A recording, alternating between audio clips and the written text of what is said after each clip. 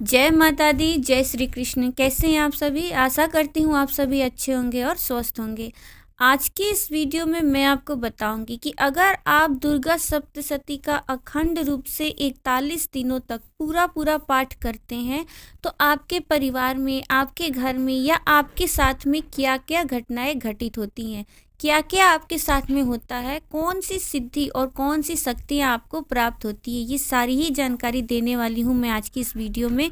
तो ध्यान से देखिएगा इस वीडियो को बिना स्किप किए। और अगर आप मेरे चैनल पर नए हैं तो वीडियो को लाइक करके चैनल को सब्सक्राइब कर दीजिएगा, ताकि आने वाले समय में आप टाइम टू टाइम वीडियो का अपडेट मिलता रहे, नोटिफिकेशन मिलता रहे। देखिए, दुर्गा सप्तशती बहुत ही शक्तिशाली ग्रंथ है, अपने आप में ही ग्रंथों का भी ग्रंथ है, पुराणों का भी पुराण है। और माता की उपासना में इसका बहुत ज़्यादा प्रयोग किया जाता है, विशेषकर नवरात्रों के दिनों में। माता की उपासना के वैसे तो कई सारे साधन है, कोई मंत्र का जाप करता है, कोई उनका चालीसा पढ़ता है, कोई उनके 108 नामों का या सहस्त्र नामों का पाठ करता है, कोई उनका स्तोत्र पढ़ता है। इन सभी चीजों से माँ की ही प्राप्ति होती है, माँ की ही कृपा मिलती है। लेकिन दुर्गा सप्तशती इन सभी माध्यमों में सबसे श्रेष्ठ माना जाता है, सबसे श्रेष्ठ साधन माना जाता है माँ की कृपा प्राप्त करने के लिए। अगर आप नियमित रूप से चंडी पाठ करते हैं तो आपको ऐसी ऐसी दिव्य शक्तियाँ प्राप्त होंगी। आपकी कोई ऐसी इच्छा नहीं है जो माता पूर्ण ना करे, चाहे वो कोई भी इच्छा क्यों ना हो।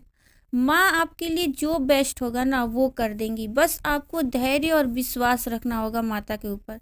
अब अगर आप 41 दिन का पाठ करते हैं अखंड रूप से सप्तशती का संकल्प लेकर के और पूरे नियमों के साथ में अगर आप अनुष्ठान करते हैं तो आपके साथ क्या क्या होता है, तो देखिए, सबसे पहले तो आपके द्वारा जाने अनजाने में किए गए जितने भी पाप कर्म है उनका नाश हो जाता है। दूसरा, आपके घर में कोई नेगेटिविटी है, कोई भूत प्रेत की बाधा हो, कोई तंत्र बाधा हो, कोई किया कराया हो, कैसी भी नेगेटिव शक्ति हो, तंत्र बाधा हो, उसका नाश हो जाता है। माता ने स्वयं ही अपने श्रीमुख से सप्तशती में देवताओं से कहा है कि जिस घर में मेरे सप्तशती का पाठ होता है, सप्तशती पाठ के श्रवण करने मात्र से भूत प्रेतों का नाश हो जाता है। तीसरा, आपकी जो भी मनोकामनाएं होंगी वो पूरी होनी शुरू हो जाएगी।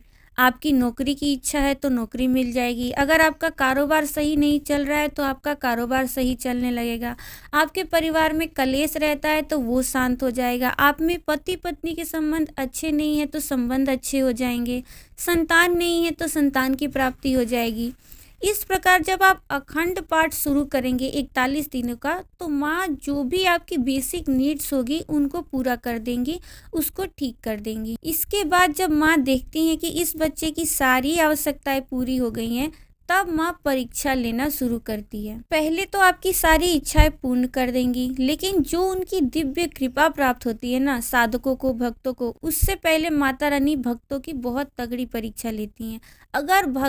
अगर वो साधक परीक्षा में खरा उतरता है तो माँ उसको दिव्य शक्तियाँ प्रदान करना शुरू करती हैं। तब वह मनुष्य से एक दिव्य मनुष्य में परिवर्तित होना शुरू हो जाता है, वह एक सामान्य मनुष्य से सिद्ध की श्रेणी में आने लगता है। लेकिन ये कृपा तब मिलती है जब वो भक्त परीक्षा में पास हो जाता है। अब माता क्या परीक्षा लेंगी ये बता पाना तो संभव नहीं है, वो परीक्षा कैसी भी हो सकती है, किसी भी प्रकार की हो सकती है। लेकिन जब आपको दिव्य शक्तियाँ प्राप्त होती हैं तो आपको कौन कौन सी दिव्य शक्तियाँ प्राप्त होती हैं, उसमें से कुछ चीजें मैं आपको बता देती हूँ। देखिए, दिव्य शक्तियों में जैसे कि आपका कुंडलिनी शक्ति पूर्ण रूप से जागृत हो जाएगा, आपको दिव्य दृष्टि प्राप्त हो जाएगा, सपने में आपको दिव्य अनुभूतियां होनी शुरू हो जाएंगी, अगर कहीं भूत प्रेत की बाधा है तो वो दिखना शुरू हो जाएगा, आपके कानों में आवाज आने लगेगा जिसे हम आदेश कहते हैं, आपको तरह तरह के संकेत मिलने शुरू हो जाएंगे, आपको हमेशा ये आभास होगा कि कोई दिव्य शक्ति आपके आसपास मौजूद है,